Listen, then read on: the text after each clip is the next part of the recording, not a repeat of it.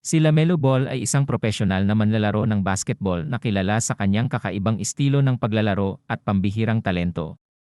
Ipinanganak noong Agosto 22, 2001 sa Chino Hills, California. Siya ang bunsong anak ng dating manlalaro ng NBA na si LeVar Ball at kapatid ng mga manlalaro ng NBA na sina Lonzo at LiAngelo Ball. Unang nakakuha ng pambansang atensyon si LaMelo sa kanyang karera sa high school sa Chino Hills High School, kung saan naglaro siya kasama ng kanyang mga kapatid at pinangunahan ang koponan sa isang kampyonato ng estado. Pagkatapos ng high school, pinili niyang maglaro ng propesyonal sa ibang bansa sa Australia, kasama ang Illawarra Hawks, kung saan ipinakita niya ang kanyang mga kasanayan laban sa mga batikang manlalaro.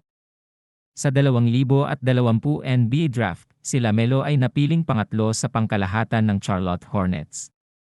Mabilis siyang gumawa ng pangalan para sa kanyang sarili sa liga, na nanalo sa NBA Rookie of the Year Award noong 2021. Kilala sa kanyang marangyang pagpasa, kakayahan sa pag-score, at pananaw sa korte, si LaMelo ay naging isang sumisikat na bituin sa NBA.